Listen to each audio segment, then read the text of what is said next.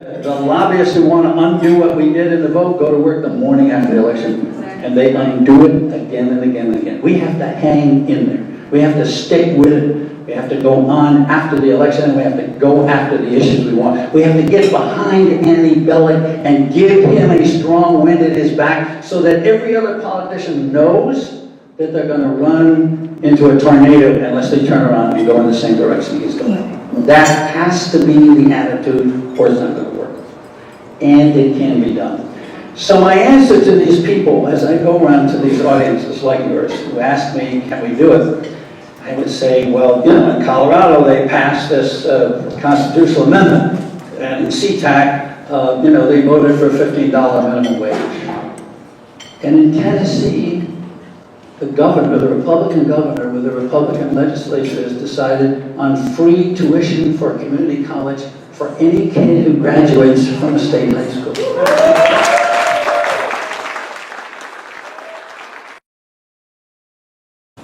Now let's think about capitalism. That's another issue. Aren't all businesses just out to make maximum money? Isn't that what it is? Maximum return to shareholders, nothing else. Well, I've got a section on my website called Inclusive Capitalism. And what's interesting is to discover who's involved in some other kind of capitalism besides maximizing profit. Employees to do community work. In fact, one of them just floated an IPO, an initial public offering on Wall Street this past spring, and everybody on Wall Street said, oh, this is crazy. This isn't a real company. They're not after what we're after on Wall Street. This is going to be a flop. The company floated, its name is Etsy, the company floated a stock option with its stock price at $16. By the end of the first day of trading, its stock price had gone up to $30 and it raised $300 million on Wall Street. So it turns out that even on Wall Street, people like a company with a heart.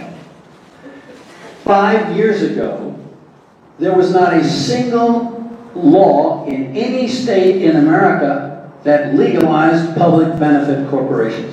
Maryland was the first one to pass it in 2010. Today, there are 27 states that have public benefit corporations. And I hate to tell you, I don't know if Washington's one of them. I think you probably are. My point is that change is underway.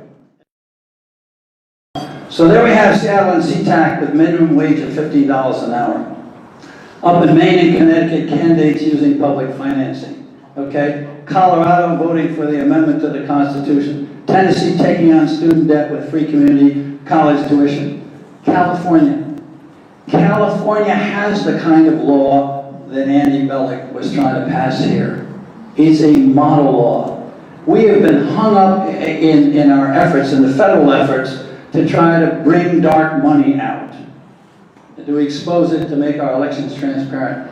We've been hung up for the last 1970s, hung up since the 1970s, over whether or not groups call themselves political committees. Are they political action committees? Well, if they are, then they've got to report their donations and expenditures.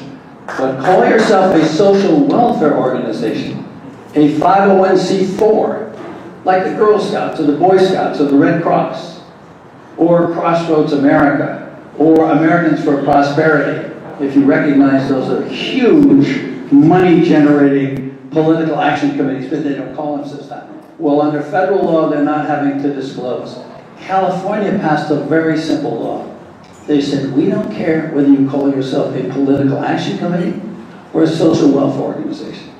But if you spend $50,000 in a California election in any way, for an ad, for a campaign, for a registration drive, whatever, if you spend $50,000, you must register and report all your donations. And very simple law, very simple law. My belief is that people are so exercised and so concerned about this country that if, and the direction we're headed in, that if they only knew what was going on in other places, they would take heart and get engaged and do something in their own states. That's what has to happen. It has to happen here. Jay Hyman has got to get 200,000 signatures to put that amendment, the Constitution, on the ballot in 2012. If you're in this room, you've got to help him do that. It has to be there, because if you put that issue in front of of the voters of the state of Washington will return the same kind of verdict that the voters did in Colorado. And if you do it in Washington, you do it in Oregon, it's already been done in California. And if you do it in New Hampshire, and you start doing it in Tennessee and other places, there are going to be enough states. Are we going to get an amendment to the Constitution? I don't know. But I do know from lifelong experience in Washington, if you turn the heat up enough from the grassroots, politicians, even those who have been looking you in the face and doing the opposite, will turn around. But you have to be in there, you have to hang in there, and you have to keep going after it. So my message to you is, this is the time when we have a chance in America to generate a new progressive era. What does progressive era mean? Think back to the early 20th century, early 1900s. Teddy Roosevelt busting trusts. The women's suffragette movement calling for vote for the women, constitutional amendment. The constitutional amendment, 16th Amendment for the income tax. The amendment to the Constitution for direct election of senators. You know, those things are so built into our life, we forget that there ever was a time when we didn't have them. People like us a century ago fought to get those things done. Those changes came from the bottom up. Those changes hit Washington from the outside in. I can tell you as a reporter who spent much of the last 50 years, I'm embarrassed to say how long it's been, but certainly the last 30, 35 years, in that city. I wrote a book called The Power Game, How Washington Works. I wrote a book called Rethinking America. I wrote a book called Who Stole the American Dream? And I can tell you, I lost faith that Washington is going to change things. They might chip away at things a little bit here and there. If change is going to occur in America, if we are going to move this country in the direction that we know it has to move in, and that we want it to move in, we have to do it ourselves. And Martin Luther King would try to help these people begin to bind up their wounds, not just their physical wounds, but their psychic wounds. And he'd go around and he'd give these speeches, and they were very moving. But there was something that he said that stuck in my mind that seems really relevant today. They used to denounce him in the South as an outside adjective. They would say, you know, that guy comes in here, our people are happy. Everything's okay in Charleston. Right? Everything's okay in Baltimore. Everything's okay in New York. Everything's okay in Ferguson, Missouri, right? You get my point. Everything's okay. It's just these, at that time, these outside agitators that came in. They call him an agitator. They said, you're an outside agitator. Our people are happy here. You're coming in and you're agitating and you're causing the problem. And that was a real denunciation. And I listened to King's response. And it was wonderful. He said, yes, he said, I am an agitator. He said, think of your washing machine. If you look in your washing machine, there's an agitator in the center of your washing machine. And it is stirring up the water, and it's stirring up the soap, and it's knocking the dirt out of your clothes. He said, I'm here to agitate, to knock the dirt of Jim Crow and racial discrimination and racism and segregation out of this society. What's relevant to me today is we need a new generation of agitators. And by that, I don't mean the young, I mean all of us. And those of us who are older, to whom the stories I just told you about Martin Luther King and the time when bipartisan politics worked and the time when there was more shared prosperity, those of us who are old enough to remember those days need to share our experience and link up with younger people.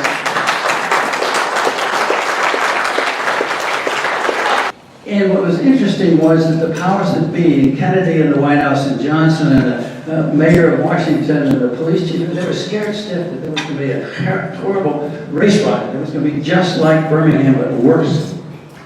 And either the speakers would work the crowd into a frenzy and they'd go on a rampage right through downtown Washington, or the segregationists would come rolling in from rural Maryland and rural Virginia and they would attack the crowd and there'd be a race battle.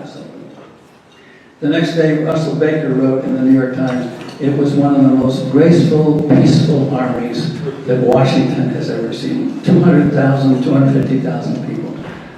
And the king comes and he says, everybody remembers that soaring anguish refrain, I have a dream that one day America will live up to its promises. One day my children will be recognized by their character and not the color of their skin.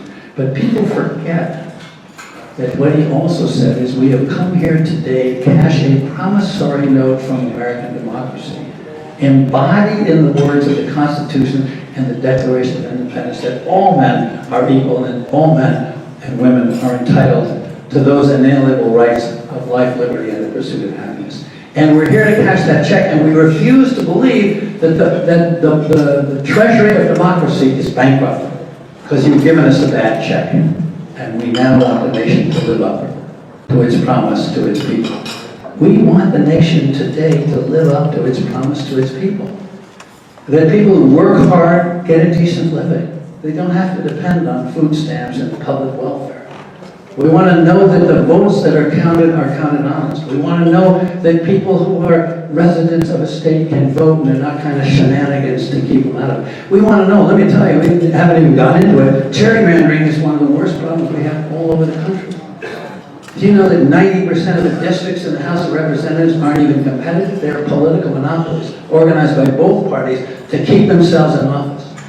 We have to get back to the spirit of that civil rights movement. We have to understand, as I said up above on this website, it's up to us. We have to understand they're not going to do it. Ladies and gentlemen, it's now. Now is the time. Take the issue, get engaged, use this wonderful organization that you have, Fix Democracy First. And by the way, that slogan is not just a clever slogan. It is a very wise slogan. Why? Because if you look at any major issue that we need to deal with in this country, climate change, immigration, education reform, healthcare, transportation, foreign trade, national debt, student debt, whatever it is, Washington cannot deal with it because it's gridlocked because of money and gerrymandering. Okay? So fixing democracy first should be everybody's first issue, because you can't get to their first issue if you don't fix democracy first. This is it, ladies and gentlemen. Now is the moment.